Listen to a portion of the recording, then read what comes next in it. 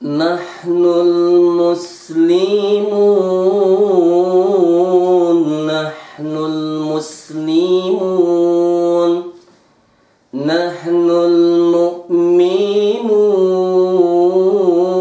nahnul mu'minun, nahnul muhsinun, nahnul muhsinun,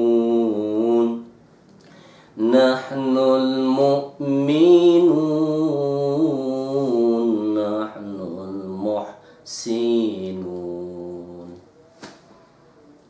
Assalamualaikum warahmatullahi wabarakatuh.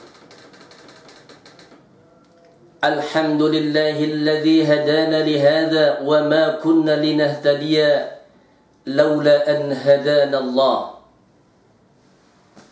Saudara-saudaraku peredam murka Allah, kekasih Rasul yang insya Allah dimuliakan oleh Allah Subhanahu wa ta'ala.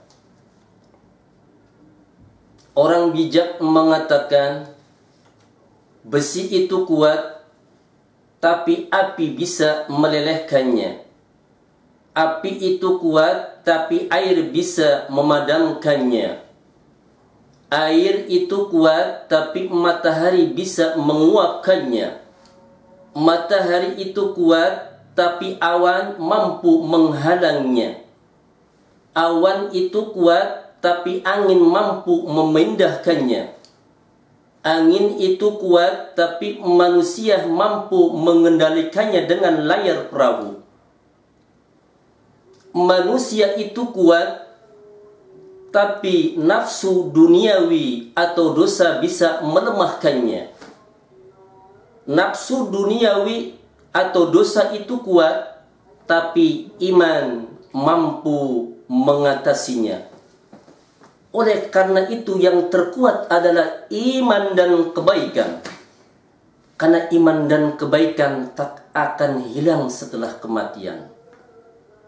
Dengan iman, hidup kita menjadi aman. Iman adalah alat pengaman dalam hidup dan kehidupan.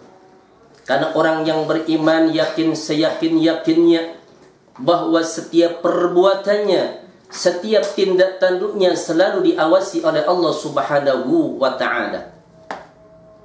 Orang yang beriman akan mengaitkan tauhid dalam setiap kegiatan yang dilakukannya, yaitu cinta kepada Allah Subhanahu wa ta'ala. Itulah yang diutamakan. Mukmin yang baik, mukmin yang sempurna dan paripurna di sisi Allah Subhanahu wa ta'ala, insya Allah hidupnya akan selalu taat menjalankan ajaran agama. Paling sedikit memohon hidayah atau petunjuk kepada Allah Subhanahu wa ta'ala 17 kali sehari semalam. Tatkala kita melaksanakan ibadah solat, ketika kita membaca suratul Fatihah, di antaranya ihdinas siratal mustaqim, ya Allah tujukanlah kami ke jalan yang lurus. Selain daripada itu, kita wajib mengucapkan puja dan puji kepada Allah Subhanahu wa ta'ala. Sebagaimana Allah Subhanahu wa ta'ala berfirman di dalam Al-Qur'anul Karim, A'udzu billahi minasy syaithanir rajim. Alhamdulillahilladzi hadana lihadza wa ma kunna linahtadiya laula an hadana Allah. Alhamdulillah, segala puji untuk Allah, alladzi hadana lihadza, yang telah menunjukkan kami sampai sini. Wa ma kunna linahtadiya, dan tidaklah mungkin kami mendapatkan pimpinan laula an hadana Allah, kalau Allah Subhanahu wa ta'ala tidak memberikan hidayah atau petunjuk kepada kita semua. Saudara-saudaraku yang dirahmati oleh Allah Subhanahu wa ta'ala,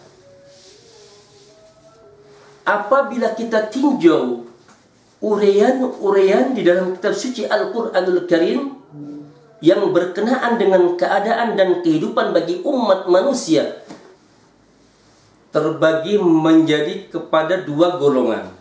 Yang pertama adalah orang-orang yang mendapatkan hidayah atau petunjuk dari Allah Subhanahu wa Ta'ala. Dan yang kedua adalah orang-orang yang mendapatkan dolalah atau kesesatan.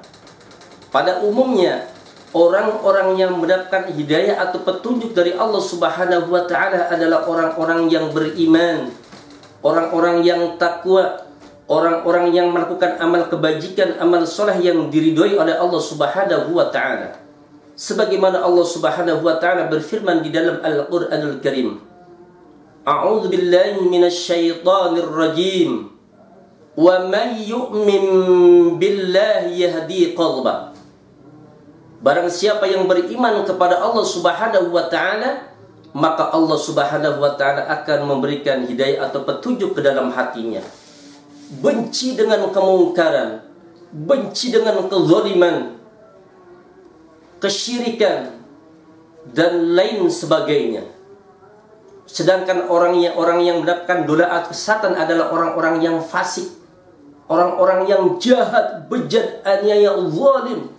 Mereka lah adalah orang-orang yang senang dengan kecurangan, kezaliman, kemunafikan, dan lain sebagainya. Sebagaimana Allah Subhanahu wa Ta'ala berfirman di dalam Al-Qur'anul Karim, A'udzu billahi minasyaitonir rajim. Wa ma yudillu bihi illa al-fasiqin. Dan Allah Subhanahu wa Ta'ala akan menyesatkan orang-orang yang fasik, bejat, zalim, aniaya. Saudara-saudaraku peredam murka Allah, kekasih Rasul yang dirahmati oleh Allah Subhanahu wa Ta'ala, malapetaka yang dahsyat, bencana yang besar bagi manusia ialah tergelincir hati setelah mendapatkan petunjuk dari Allah Subhanahu wa Ta'ala. Sudah beriman jadi kafir, sudah buaya jadi buaya, sudah ajengan jadi bajingan, sudah soleh jadi salah atau toleh, sudah calon penduduk surga menjadi calon penduduk neraka, sudah budiman jadi preman. Misalnya dapat pangkat hilang agama, dapat jabatan hilang iman, dapat kedudukan hilang sholat, hilang hubungan dengan Allah Subhanahu wa Ta'ala, dapat keliling Arafah hilang keliling Ka'bah, dapat harta rumah tangga berantakan, dapat dunia hilang akhirat. Istilah kata sudah mandi kegerahan, sudah minum kehausan. Banyak orang-orang yang sukses akan tetapi tidak selamat, karena mereka tidak mengindahkan ajaran-ajaran Allah yang dibawakan oleh Nabi dan Rasulnya, sehingga mereka mati dalam kehinaan, dalam kekafiran. Surah Khatimah, na'udzubillah tsumma na'udzubillah. Fir'aun sukses tetapi tidak selamat, mati tenggelam di Laut Merah bersama bala tentaranya. Namrud sukses tetapi tidak selamat, mati dibunuh oleh seekor lebah. Qarun sukses tetapi tidak selamat, mati ditelan perut bumi. Sa'labah sukses tetapi tidak selamat, mati kafir setelah beriman. Kaum Sabah sukses tetapi tidak selamat, mati konyol terkena azab oleh Allah Subhanahu wa Ta'ala. Dan masih banyak lagi contoh-contoh di dalam kitab suci Al-Qur'anul Karim. Oleh karena itu para kaum muslimin rahimakumullah, janganlah kita angku dan sombong. Dan oleh karena itu kita mohon kepada Allah Subhanahu wa Ta'ala untuk mendapatkan hidayah atau petunjuk yang terus menerus, sehingga tidak putus-putus. Mudah-mudahan kita semua akhir hayat kita dalam keadaan husnul khotimah. Amin ya rabbal alamin. Oleh karena itu tentunya ada 7 perisai yang untuk menanggulangi hal-hal semacam itu. Yang pertama, pupuklah iman dan ketakwaan dengan pengajian. Dan yang kedua, sholat 5 waktu janganlah sampai kita tinggalkan. Bila perlu, sholat sunnah sebagai tambahan tahajud di malam hari. Dan yang ketiga, zakat, infak, sedekah janganlah sampai kita lupakan. Mari kita bantu bangun masjid, musola, majelis taklim dan lain sebagainya. Dan selanjutnya, puasa di bulan suci Ramadan hendaklah kita laksanakan penuh dengan keimanan dan keikhlasan. Bila perlu, puasa Senin dan Kamis sebagai tambahan. Silaturahim hendaklah dipentaskan, kasih sayang sesama insan, terus syukur kepada Allah yang Maha Rahman. Dan yang terakhir, kita sabar dalam ujian dan penderitaan.